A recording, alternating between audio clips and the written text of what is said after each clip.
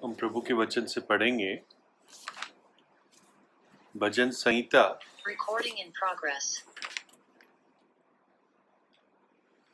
भजन संहिता उसका 39 39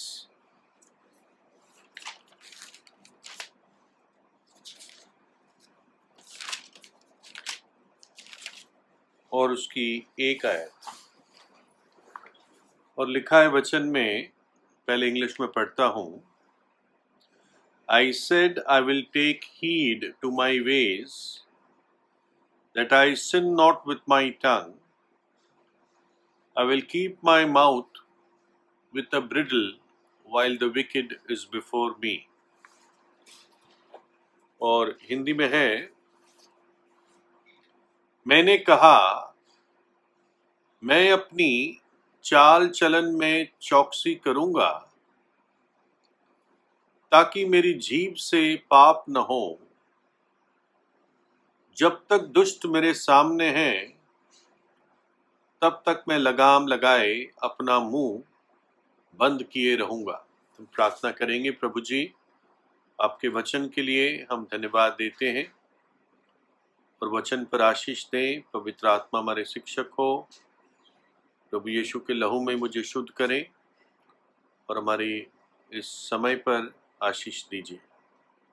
कनेक्शंस बने रहे। प्रार्थना प्रभु यीशु के नाम से मांगते, सुने और ग्रहण कीजिए। आमीन। तो जिस बात पे आज हम विचार करेंगे वो है कि चौकस रहे। है ना, वचन में कई बार आया है ये शब्द चौकस रहे। इंग्लिश में टेक हीड। तो मैंने गिना नहीं है, लेकिन बहुत सारी बार ये वर्ड आता है कि प्रभु अपने लोगों को चौकस रहने को कहता है। यहाँ पर भी ये दाऊद का भजन है और वो शुरुआत करता है I will take heed to my ways. मैं अपने चाल चलन में चौकसी करूंगा, चौकस रहूंगा। और उस चौकस रहने में वो पहली बात क्या कहता है? ताकि मेरी जीभ से पाप ना करूं। बहुत सारी बातों में हम जीभ से गलती कर जाते हैं, गलत शब्द बोल जाते हैं। और अविश्वासी तो बोलते ही हैं, उनको कोई फर्क नहीं पड़ता। उनके शब्दों में तो और बातों में झूठ की संख्या का कोई सीमा भी नहीं होती। लेकिन विश्वासी के लिए झूठ की तो सवाल ही नहीं है। लेकिन जो भी विश्वासी बोलता है उसमें भी उसको ध्यान रखना है। और हम गलती करते हैं, इसलिए प्रभु कहता है तू चौकस रहे। बात करता है वो चाल चलन की, कि मैं अपनी चाल चलन की चौकसी करूंगा। लेकिन बात सबसे पहले क्या करता है? जीभ की। नहीं तो ये कहता है ना कि मैं अपने पैरों को ठीक से रखूंगा या उजियाले पथ पे चलूंगा। ऐसा कुछ नहीं कहता हूं, जबकि वो भी जरूरी है। लेकिन सबसे पहले क्या कहता है? मैं अपनी जबान से पाप ना करूंगा। भाई हडसन बताते थे कि जो भाई विलियम मैकडॉनल्ड जब उन लोगों को वचन सिखाते थे तो वो कहते थे कई सामर्थी आत्मिक जन, उनकी ताकत उनके मुंह से निकल जाती थी। क्यों? क्योंकि वो आत्मिक रूप से अच्छे थे, लेकिन बोल के ऐसी बातें बोल के जो प्रभु की इच्छा में नहीं थी, उनकी सामर्थ निकल जाती थी, है ना, लीक हो जाती थी। जैसे एक पाइप से पानी लीक हो जाता है या कोई लिक्विड लीक हो जाता है, तो हमारी आत्मिक सामर्थ लीक हो जाती है मुंह से। हम आगे पढ़ते हैं। याकूब की पत्री 3 अध्याय 5 से 8, ये बहुत जाना माना अध्याय है जो जबान के बारे में बताता है। वैसे ही जीभ भी एक छोटा सा अंग है और बड़ी बड़ी डींगे मारती है। देखो थोड़ी सी आग से कितने बड़े वन में आग लग जाती है। जीभ भी एक आग है। जीभ हमारे अंगों में अधर्म का एक लोक है और सारी देह पर कलंक लगाती है और भवचक्र में आग लगा देती है और नरक कुंड की आग से जलती रहती है। क्योंकि हर प्रकार के वन पशु पक्षी और रेंगने वाले जंतु और जलचर तो मनुष्य जाति के वश में हो सकते हैं और हो भी गए हैं, पर जीभ को मनुष्य में से कोई वश में नहीं कर सकता। वह एक ऐसी बला है जो कभी रुकती ही नहीं। वह प्राणनाशक विष से भरी हुई है। जितना पवित्र आत्मा जीभ के बारे में खुलकर बता सकता था वो याकूब 3 अध्याय में लिखा हुआ है। ये जहर है, ये आग है, ये पूरे लोक को आग लगा देती है। जबान ऐसी है। मैं सोचता हूं कि क्यों जबान इतनी जहरीली है। शायद जब हवा ने फल खाया तो इस जीभ से ही चखा सबसे पहले। तो ये जीभ ही जो है बहुत जहरीली है और इसको भी क्रूस की सामर्थ, क्रूस की मृत्यु के अधीन लाना है विश्वास से। वचन कहता है कि सारे बड़े बड़े जंगली प्राणी मनुष्य ने काबू में ले आए, पालतू बना दिए या वश में कर दिए, लेकिन जीभ को मनुष्य नहीं बना सकता। लेकिन पवित्र आत्मा की सामर्थ से विश्वासी बना सकता है। और अगर विश्वासी नहीं कर सकता तो प्रभु कहता है तेरे सारी भक्ति फिर बेकार है। उसी याकूब की पत्री में 1 अध्याय की 26 आयत में, यदि कोई अपने आप को भक्त समझे और अपनी जीभ पर लगाम ना दे पर अपने हृदय को धोखा दे तो उसकी भक्ति व्यर्थ है। वो अच्छा विश्वासी है और गॉडली लाइफ जीता है, भक्ति का जीवन जीता है, लेकिन जीभ पर लगाम नहीं है तो उसकी भक्ति व्यर्थ है। चाहे परिवार में हो, चाहे विश्वासियों में हो, हमारी जीभ हर जगह नुकसान करती है अगर इसको वश में ना रखा। दाऊद खुद चिंतित रहता था। भजन 39 में हमने शुरुआत में पढ़ा, मैं अपनी जीभ से पाप नहीं करूंगा जब तक दुष्ट मेरे सामने है। फिर भजन 141:3 में, ये भी शायद दाऊद का ही भजन है, साम 141:3, हे यहोवा मेरे मुख का पहरा बैठा, मेरे होठों के द्वार पर रखवाली कर। Set a watch, O Lord, before my mouth, keep the door of my lips. मेरे मुंह पर प्रभु तू रखवाली कर। इतना ये दंगई चीज है क्यों कहता है प्रभु तू ही रखवाली कर, है ना। मेरे होठों के द्वार को तू ही संभाल, कोई भी गलत चीज निकल ना पाए ना। कई बार हमें, ये मैं अपने में भी देखता हूं, बात सुनने से पहले हम जवाब देने को तैयार होते हैं। ठीक है। नीति वचन 18:13, नीति वचन 18:13, जो बिना बात सुने उत्तर देता है वह मूर्ख ठहरता है और उसका अनादर होता है। बात सुनी नहीं और जवाब देने के लिए हम तैयार होते हैं, तो ये मूर्खता और अनादर की बात होती है। नीति वचन 29:20, प्रोवर्ब्स 29:20, जो बोलने में बहुत जल्दी करता है। क्या तू बातें करने में उतावली करने वाले मनुष्य को देखता है? उससे अधिक तो मूर्ख ही से आशा है। क्या तू बातें करने में उतावली करने वाले मनुष्य को देखता है? उससे अधिक तो मूर्ख ही से आशा है। तो हमारे जबान के बारे में, शब्दों के बारे में, बातों के बारे में हम चौकसी रखें। ये बहुत बड़ी विजय है।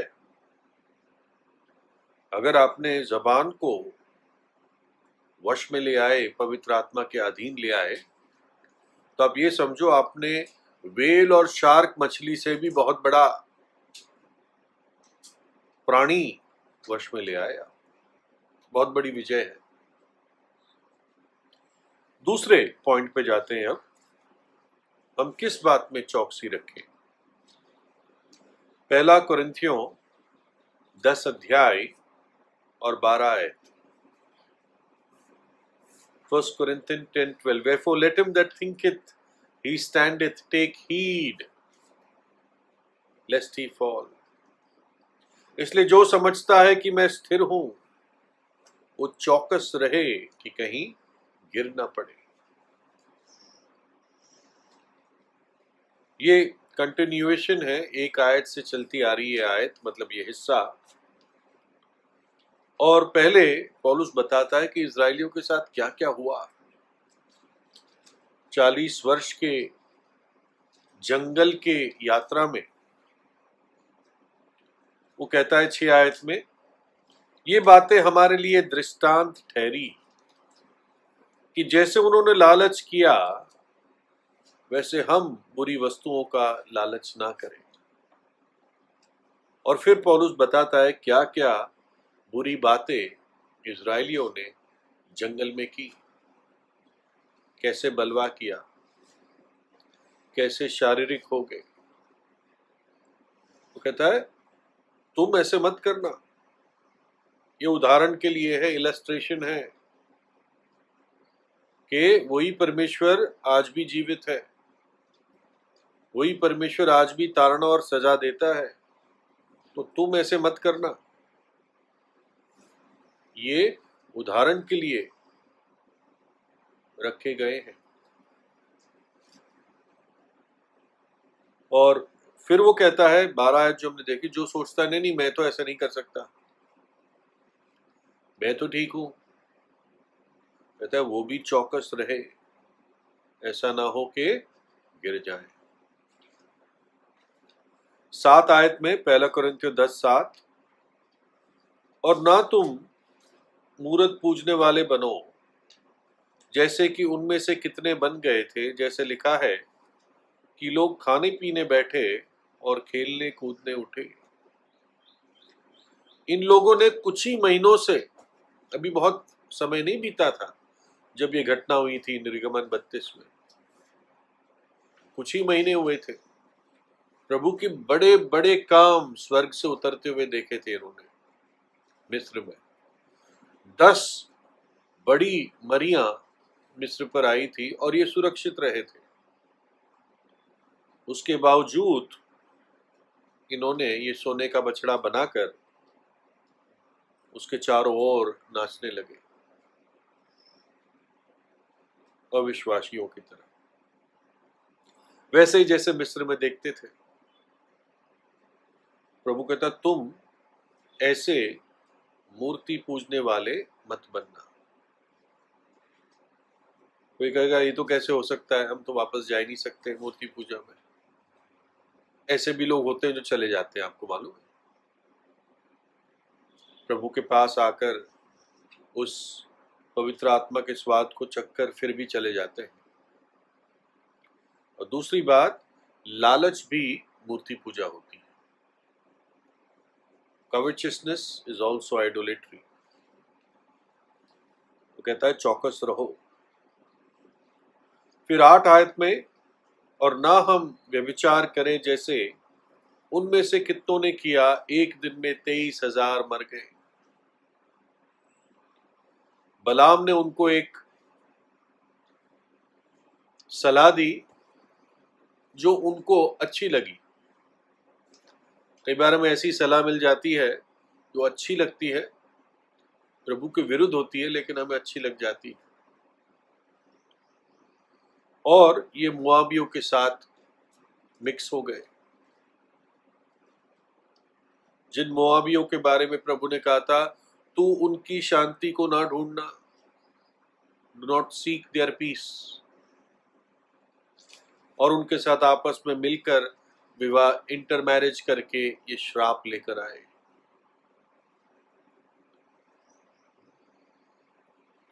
तो प्रभु कहता है चौकस रहना। जब बच्चे जवान हो जाते हैं, कई बार ये बच्चे जो जवान हो जाते हैं और उनके माँ बाप भी शादी और विवाहों के बारे में समझौता कर लेते हैं, लेकिन वो पूरी जिंदगी काटेगा आपको, है ना। प्रभु की इच्छा में ही बाइबल कहती है, अविश्वासियों के साथ असमान जुए में मत जुतो, ठीक है ना। तो वो कहता है कि 23,000 एक दिन में मर गए, उनके समान, और ना हम व्यभिचार करें जैसे उनमें से कितनों ने किया।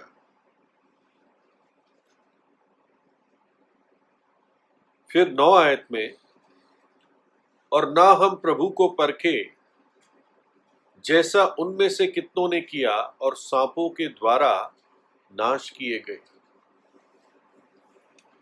ना प्रभु को परखे जैसा उनमें से कितनों ने किया। आपको मालूम है ये हिस्सा गिनती 21 अध्याय 5 और 6 का था,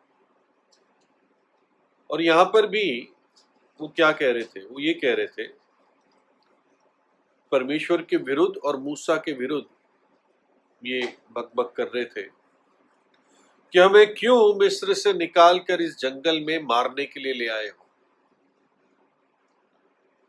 क्योंकि यहाँ पर रोटी नहीं है, यहाँ पर पानी नहीं है, और ये जो हल्की रोटी है मन्ना, ये हमें नहीं अच्छी लगती। हमारा प्राण इससे घृणा करता है। Soul loatheth this light bread. और तब प्रभु ने इनके बीच में सांप भेज दिया।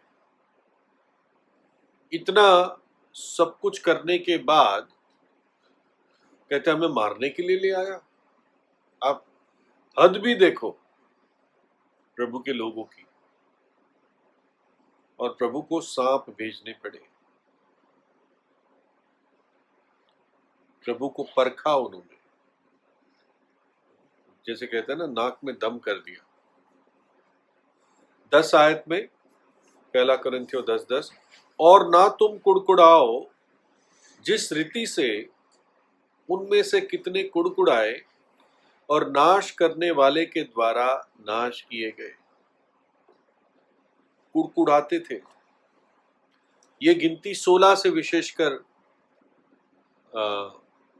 इसका संबंध है, और इसमें आपको मालूम होगा कोरा, दतान, अबीराम और 250 प्रधान मिलकर मूसा और हारून के विरोध में आ गए।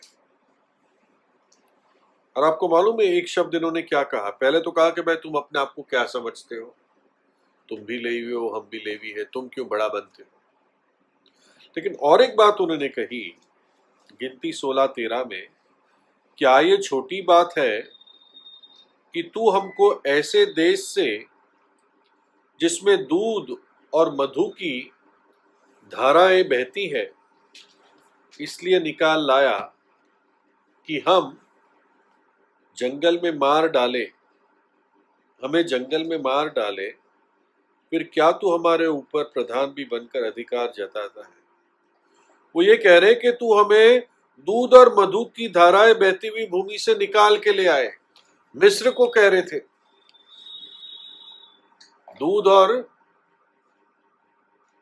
मधु की धाराएं बहती है मिस्र में, हमें वहां से निकाल के ले आए तुम, बताओ। जबकि प्रभु ने कहा था मैं तुम्हें land flowing with milk and honey, ऐसे भूमि पर ले जाऊंगा जहां पर दूध और मधु की धाराएं बहती है। मैं ऐसी भूमि में ले जाऊंगा। ये कह रहे नहीं, हम तो पहले से उसमें थे, हम तो पहले से उसमें थे। और जबकि मिस्र में ये इतने सताए गए थे कि बाइबल बताती है कि उनकी जो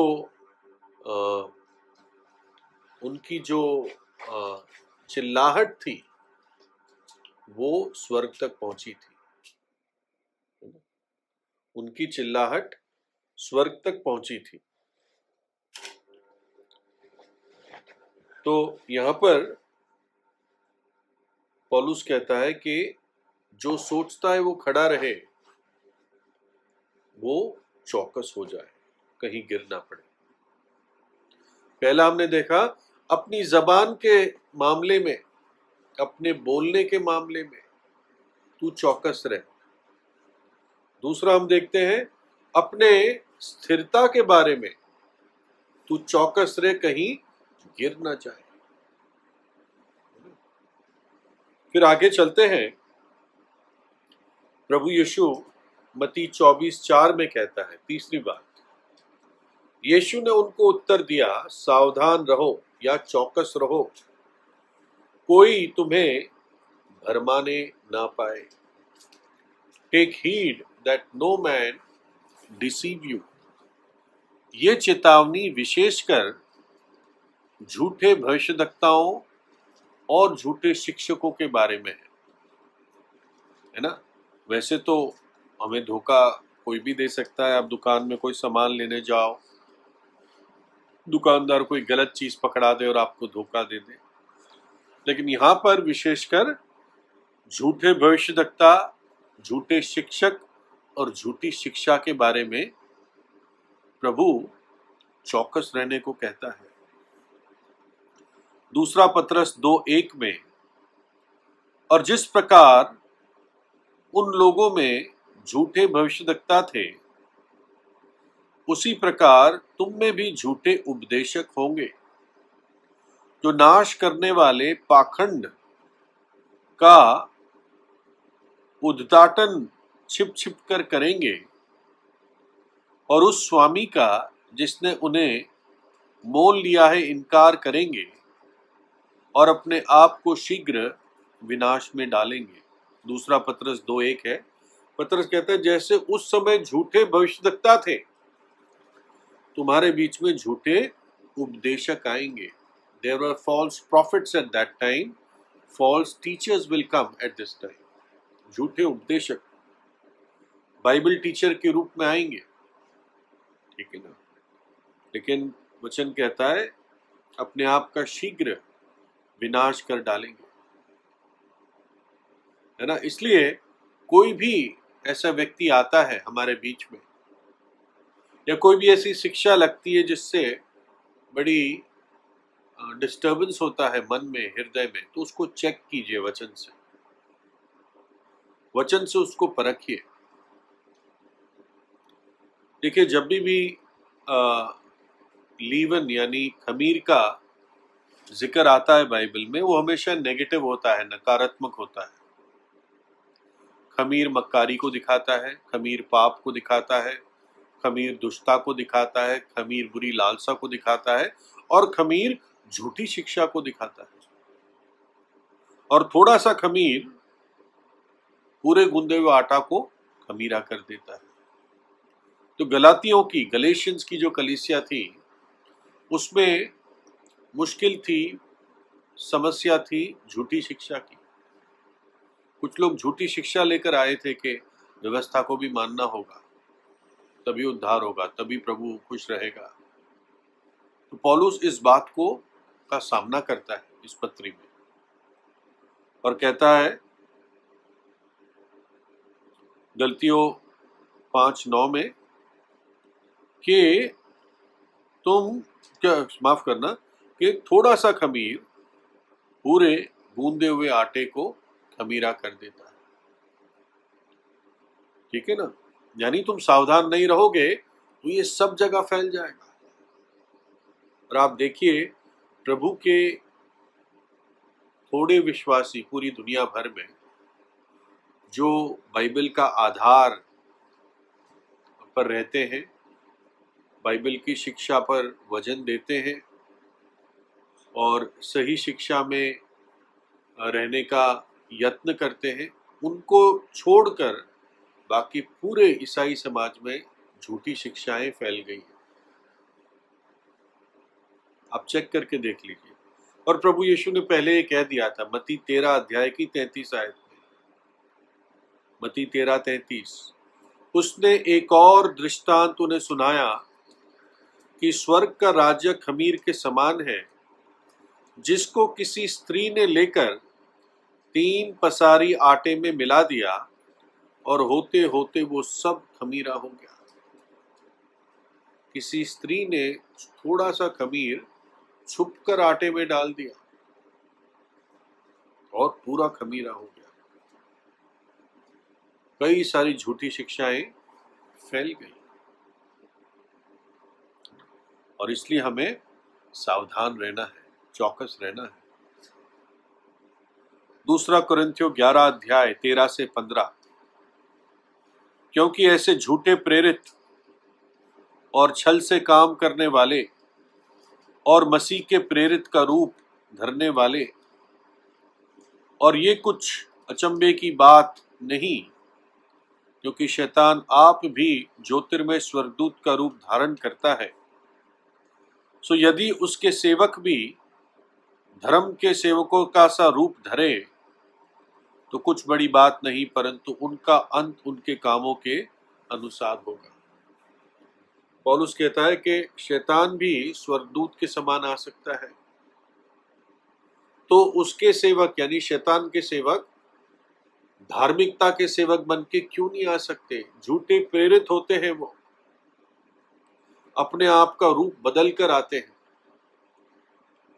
तो इसलिए चौकस रहो, उनका नाश अवश्य होगा, लेकिन अगर हम चौकस नहीं रहेंगे तो वो नुकसान कर जाएंगे। ठीक है, विशेषकर आश्चर्य कर्मों के बारे में जो भविष्यवाणियां करते रहते हैं, जो अन्य भाषा बोलते रहते हैं, है ना, ये क्या चीजें थी, इनको समझें और ऐसे आश्चर्य कर्मों और चंगाई वाले लोगों के पीछे ना जाएं। ये कल्ट बन चुके हैं और ज्यादातर आप देखोगे उनको वचन नहीं मालूम होता, ज्यादा कुछ ऐसी आयतें मालूम होती है जो उनकी शिक्षा को ही प्रमोट करती रहती।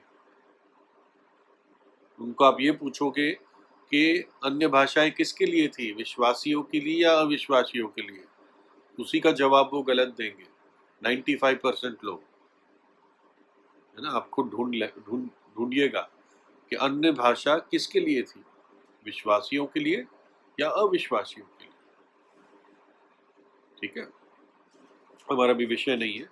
पहला यूहन्ना 4:1, यूहन्ना कहता है, हे प्रियो, हर एक आत्मा की प्रतीति ना करो, वरन आत्माओं को परखो कि वे परमेश्वर की ओर से है या नहीं, क्योंकि बहुत से झूठे भविष्यद्वक्ता जगत में निकल खड़े हुए हैं। वो कहता है आत्माओं को परखो, यानी कोई व्यक्ति तुम्हारे पास नया आता है, परखो उसको, थोड़ा टाइम लो, एकदम प्रभावित मत हो जाओ, उसको वचन के अनुसार चेक करो, और अगर प्रभु का है तो बहुत प्रभु की तरह उसको रिसीव करो, उसमें कोई बात नहीं है। आपको याद होगा निर्गमन 7 में मूसा और हारून फिरौन के सामने गए, हारून की छड़ी जमीन पे डाली गई, वो सांप बन गई। तो फिरौन के जादूगर भी आए, 2 जादूगर थे, उनके नाम हमें तीमुथियुस में पता चलते हैं, यानिस और याम्ब्रेस। उन्होंने भी अपनी लाठी डाली और वो भी सांप बन गए। तो फिर लोगों की दृष्टि में कौन सी बड़ी बात है भाई, हारून की छड़ी भी सांप बन गई, इनकी भी छड़ी सांप बन गई। तो ये भी तो ताकतवर है, ये भी तो ऐसे ही काम कर रहे हैं, ये भी तो अद्भुत काम कर रहे हैं, है ना। लेकिन हम देखते हैं निर्गमन 7:12 में उन्होंने भी अपनी अपनी लाठी को डाल दिया और वे भी अजगर बन गए, पर हारून की लाठी उनकी लाठियों को निगल गई। सत्य के सामने वो नहीं खड़े हो पाएंगे, ठीक है। और दूसरा तीमुथियुस 3:8, और जैसे यनस और याम्रेस ने मूसा का विरोध किया था, वैसे ही ये भी सत्य का विरोध करते हैं। ये तो ऐसे मनुष्य है जिनकी बुद्धि भ्रष्ट हो गई है और वे विनाश के विषय में माफ करना, और वे विश्वास के विषय में निकम्मे हैं। विश्वास नहीं है उनमें, निकम्मे हैं। पर वे इससे आगे नहीं बढ़ सकते, क्योंकि जैसे उनकी अज्ञानता सब मनुष्यों पर प्रकट हो गई थी, वैसे ही इनकी भी हो जाएगी। ये एक्सपोज हो जाएंगे थोड़े समय में, क्योंकि प्रभु ने कहा था इन झूठे भविष्यद्वक्ताओं को इनके फलों से पहचानना। अच्छा पेड़ अच्छे फल देगा, बुरा पेड़ बुरे फल देगा, आप पहचान लोगे ये कैसा पेड़ है। तो ये तीसरा था कि तुम सावधान रहना कि धोखा ना खाओ। फिर अगला है हमारी स्वतंत्रता जो मसीह में है। इसके दोनों पहलू है, ठीक है ना। 1 कोरिन्थियों 8:9 में वो कहता है, परंतु चौकस रहो, ऐसा ना हो कि तुम्हारी ये स्वतंत्रता कहीं निर्बलों के लिए ठोकर का कारण हो जाए। प्रभु ने हमें स्वतंत्रता में लाया है, हमें बंधनों से आजाद किया है, पाप के बंधन से और सारी मान्यताओं के बंधन से, उससे प्रभु ने हमें आजाद किया है। क्योंकि लिखा है 2 कोरिन्थियों 3:17 में, प्रभु तो आत्मा है और जहां कहीं प्रभु का आत्मा है वहां स्वतंत्रता है। आत्मा की आजादी है, हमें आराधना करने की आजादी है। We worship God in the spirit, पौलुस कहता है हम आत्मा में प्रभु की आराधना करते हैं। प्रभु यीशु ने कहा जो पिता की आराधना करेंगे वो आत्मा और सच्चाई में आराधना करेंगे। ये तक बाइबल कहती है गलतियों 5:1 में, मसीह ने स्वतंत्रता के लिए हमें स्वतंत्र किया है, सो इसी में स्थिर रहो और दास्तव के जुए में फिर से ना जुतना, है ना। तो प्रभु स्वतंत्रता दिया है, लेकिन वचन कहता है तुम इस स्वतंत्रता को पाप करने की आड़ ना ले लेना। स्वतंत्र हो तुम, लेकिन इतने भी स्वतंत्र ना हो जाओ कि तुम पाप को हल्का समझने लगो। 1 यूहन्ना 2:1-2, हे मेरे बालकों, मैं ये बातें तुम्हें इसलिए लिखता हूं कि तुम पाप ना करो, और यदि कोई पाप करे तो पिता के पास हमारा एक सहायक है, अर्थात धर्मी यीशु मसीह। धार्मिक नहीं, धर्मी यीशु मसीह, और वही हमारे पापों का प्रायश्चित है, और केवल हमारे ही नहीं वरन सारे जगत के पापों का भी, है ना। तो हम स्वतंत्रता को इस तरह ना ले कि हमारे जीवन में पाप आसानी से जड़ पकड़ ले। विशेषकर ये बात पौलुस ने खाने पीने के मामले में कही, रोमियो 14:15 में, कि यदि तेरा भाई तेरे खाने पीने से नाराज है तो फिर तू प्रेम से नहीं चलता। जिसके लिए मसीह ने अपनी जान दी उसको अपने खाने पीने से नाश मत कर। यानी अगर तेरे खाने से तेरे भाई को ठोकर लग रही, तू ऐसी बातें खा रहा है, तू ऐसा मीट या मांस खा रहा है जिससे तेरे भाई को ठोकर लगती है, और वो विश्वास छोड़ देगा इस बात से, प्रभु के लोगों की संगति छोड़ देगा, तो बेटर है तू वो चीज ना खाए, विशेषकर उसके सामने ना खाए। और उसके जिस प्रकार से भी उसको ठोकर लगती है खाने पीने के मामले में, उस बात को अवॉइड करे। तेरा विवेक और विश्वास ठीक है, लेकिन उसका नहीं, विवेक कमजोर है। तो ऐसा ना हो कि तुम उसको विश्वास में ठोकर दिला दे। ठीक है ना? तो कहता है अपनी स्वतंत्रता के बारे में तू चौकस रहे। कई लोग कहते हैं हम तो स्वतंत्र है, हम कुछ भी कर सकते हैं, कुछ नहीं होता।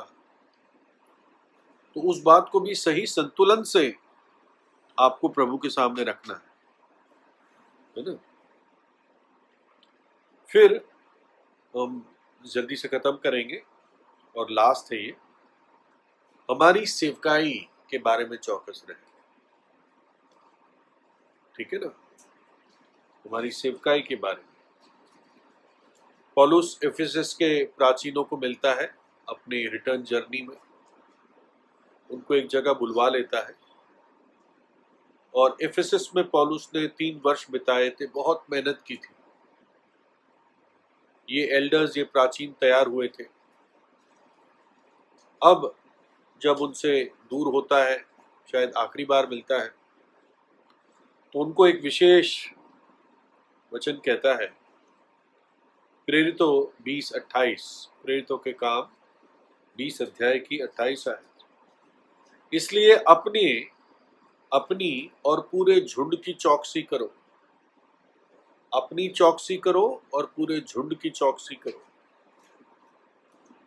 जिसपे पवित्र आत्मा ने तुम्हें अध्यक्ष ठहराया है कि तुम परमेश्वर की कलीसिया की रखवाली करो, जिसे उसने अपने लहू से मोल लिया है।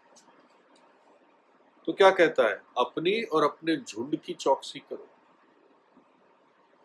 झुंड के ऊपर प्रभु ने तुम्हें अध्यक्ष ठहराया है, ओवरसीयर ठहराया है, विशेषकर प्राचीनों के लिए।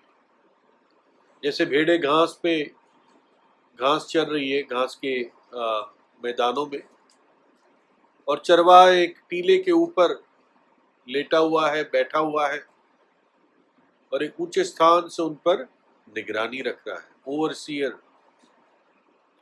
कहता है तुम कलीसिया की रखवाली करो, फीड करो, इनको खिलाओ, इनको वचन दो, वचन के साथ परिश्रम करो। कहता है चौकसी करो अपनी और अपने झुंड की। कुलुस्सियों 4:17 में पौलुस लिखता है, पत्री बंद करते करते अर्किप्पुस को कहता है, फिर अर्किप्पुस से कहना कि जो सेवा प्रभु में तुझे सौंपी गई है उसे सावधानी के साथ पूरी करना, यानी उसे चौकसी के साथ पूरी करना। Take heed to the ministry which thou hast received in the Lord, that thou fulfill it। अपनी सेवकाई को हल्का ना लेना। क्या सेवकाई प्रभु ने तुझे दी है? जो भी दी है प्रभु ने दी है तो बहुत इंपॉर्टेंट है तुम्हारे लिए। तू चौकसी करके उसको पूरी करना। जो भी प्रभु ने तेरे हाथ में सौंपा है, अपना बेस्ट करना उसके लिए, अपना उत्तम से उत्तम करना। प्रकाशित वाक्य 3:11 में शीघ्र ही आने वाला हूं, जो कुछ तेरे पास है उसे थामे रहे कि कोई तेरा मुकुट छीन न ले। मुकुट छीनने वाले भी होते हैं। तो जो प्रभु ने तुझे दिया है उसको थामे रहे। प्रभु कहता है मैं शीघ्र ही आने वाला हूं। 1 तीमुथियुस 4:16 आखिरी वर्ष 15 और 16, उन बातों को सोचता रहे और इन्हीं में अपना ध्यान लगाए रहे, ताकि तेरी उन्नति सब पर प्रकट हो। अपनी और अपने उपदेश की चौकसी रख। वापस वही वर्ड आता है, अपनी चौकसी रख, जो हम 20:28 में देखा प्रेरितों, और लेकिन यहां पर दूसरा है, अपने उपदेश की चौकसी रख। वहां था अपने झुंड की चौकसी रख, यहां पर है अपने उपदेश की चौकसी रख। तू सिखाता क्या है? इन बातों पर स्थिर रहे, क्योंकि यदि ऐसा करता रहेगा तो तू अपने और अपने सुनने वालों के लिए भी उद्धार का कारण होगा। अपने को संभाल के रख, अपने को पवित्र रख, अपने को प्रभु की इच्छा में रख, प्रभु की चेतावनियों को अपना गंभीरता से ले और अपने उपदेश की चौकसी रख। C.H. मैकिन्टॉश ने इस पर एक छोटे सा पेपर लिखा था या आर्टिकल लिखा, बुकलेट लिखी थी। एक तो था दाउ एंड दाई हाउस, तू और तेरा घराना, और शायद फिर इस पे भी उन्होंने एम्फसाइज किया था तू और तेरी शिक्षा, दाउ एंड दाई डॉक्ट्रिन। अगर आप वचन की सेवकाई करते हो तो आपको शिक्षा के ऊपर ध्यान देना है। प्रभु कहता है जो प्राचीन वचन और शिक्षा में परिश्रम करते हैं वो दुगने आदर के योग्य है। क्यों कहा प्रभु ने ऐसा? वो दुगने आदर के योग्य है। और अगर तू अपने जो वचन की शिक्षा देता है उसकी चौकसी रखेगा तो पवित्र आत्मा ऐसे उपयोग करेगा कि जो तेरी बातें सुनेंगे अविश्वासी भी वो भी उद्धार के तरफ खींचे जाएंगे और उद्धार पाएंगे। क्यों? क्योंकि वचन कहता है इन बातों पर स्थिर रहे, क्योंकि यदि ऐसा करता रहेगा तो तू अपने और अपने सुनने वालों के लिए भी उद्धार का कारण होगा, है ना? तो प्रभु की चेतावनियां ये हमारे लिए जीवन है, ठीक है ना? चेतावनी नहीं, पहाड़ के मतलब चोटी पर जाके चेतावनी नहीं पढ़ोगे कि पीछे रहो, आगे मत बढ़ो, फिर भी आगे बढ़ोगे तो क्या होगा? 8000 फीट से नीचे आदमी गिरेगा तो क्या होगा? तो ये प्रभु की चेतावनियां हैं। पहली चेतावनी थी मैं अपनी जीभ से पाप ना करूंगा, अपनी चाल चलन में चौकसी करूंगा। दूसरा था जो समझता है कि मैं स्थिर हूं वो चौकस रहे कि कहीं गिर ना पड़े। इजराइलियों के गिरावटों की लिस्ट दी है 1 कोरिन्थियों 10 में 6 से 10 में, और पौलुस कहता है तुम गिर ना पड़ना, अगर सोचते हो कि खड़े हो चौकस रहो। फिर प्रभु यीशु ने कहा सावधान रहो, चौकस रहो, कोई तुम्हें भरमाने ना पाए, कोई झूठा शिक्षक या झूठा भविष्यद्वक्ता झूठी शिक्षा से थोड़े से खमीर से तुम्हें भरमाने ना पाए। फिर जो स्वतंत्रता मसीह में मिली है उसको ऐसा दुरुपयोग ना करो कि औरों के लिए ठोकर बन जाओ। इस बात में चौकस रहो। और आखिर में अपनी और अपनी सेवकाई, अपनी और अपना झुंड, अपनी और अपना उपदेश जो वचन से देता है उसके बारे में चौकस रहो। प्रभु हमारी सहायता करे, और जब हम प्रभु की चेतावनियों को गंभीरता से लेते हैं तो प्रभु आशीष ही देता है ना? हमारा कभी नुकसान नहीं होता परंतु भला ही होता है। प्रभु अपने वचन पर आशीष दे।